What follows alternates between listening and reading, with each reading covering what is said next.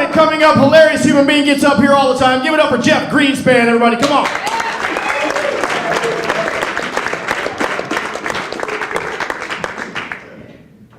Hi. I'm the shorter version of your host. Is it okay if I get kind of personal with you guys? I would like to get personal with you guys. Is that all right? Please. Given what comedians have been doing lately, I want to make sure this is consensual. Everyone's cool? I'm not proud to admit this, but I went to a very racist school. I was homeschooled. And when I was around 14 or 15, I was starting to date. And my parents took me aside and said, now that you're dating, we expect you to bring home someone who's like us. I was like, you mean neurotic? What are you talking about? They go, no, we just wouldn't expect you to bring home a black girl. And I was so bummed to find out that my family felt that way. But I was young and I was living at home and I wanted to please, so I never brought home a black girl. But I brought home a lot of black guys. And let me tell you, after I brought home Jamal, my parents would have been thrilled if I brought home a black girl. So I think I made them more progressive when it comes to race. You know? I have a lot of mixed up feelings about being gay. I was very scared about it when I was younger. I used to get HIV tested when I was a virgin. I thought being gay gave you AIDS. That's what I thought. You know? Apparently I believed in immaculate infection is the only thing I can conjure up. It was 20 years of self-loathing, but it was worth it for the pun, right? It was a good pun.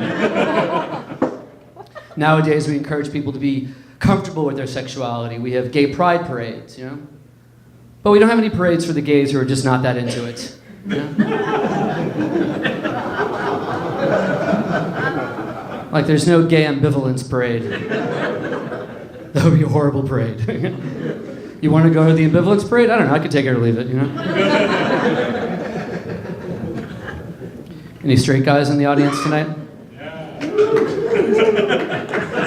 You guys like making out with women? You like making out with women, the straight guys? Yeah. If you're looking for more women to make out with, let me give you a little tip. Here's what you do. You grab a buddy, and you go to a club in Brooklyn, and you take some Molly, and you tell girls you're gay.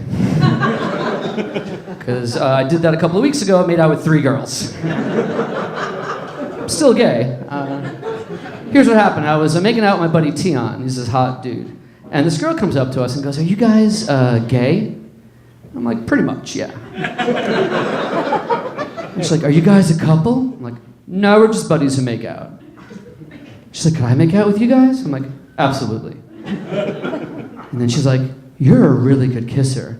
You should meet my friend Michelle and kiss her. I'm like, yeah, we should totally meet Michelle. So we kissed her, we kissed Michelle, we kissed this other girl.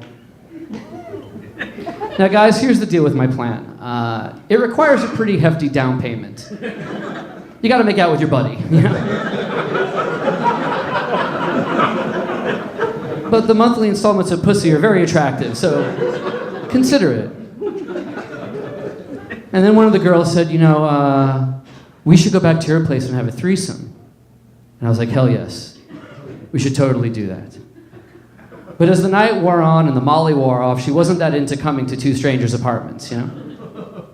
And I experienced for the first time what I think you call a cock tease. Because we don't have this in the gay community. We just give it up. But she was advertising something that I could not have. She was the human equivalent of when you're driving for a parking spot and you find one, but there's a hydrant.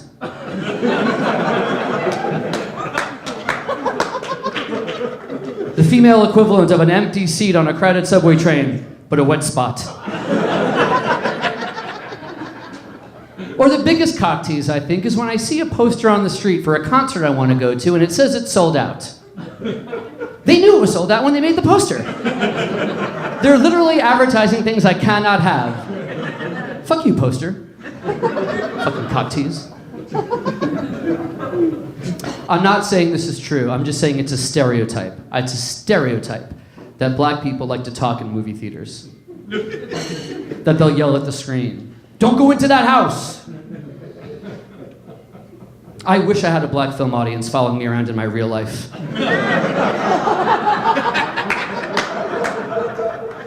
Don't go on Craigslist looking for sex. It's gonna be 2 hours. Oh, he went in.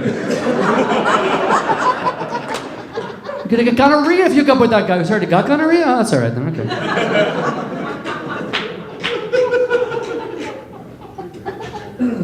We're living in a very bizarre time right now, and I attribute a lot of the fear and anxiety that we live with to Donald Trump.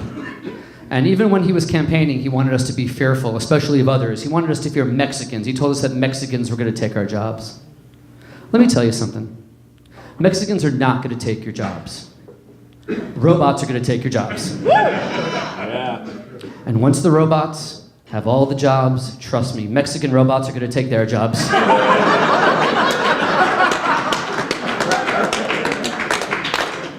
Lazy Mexican robots sleeping on the factory floor.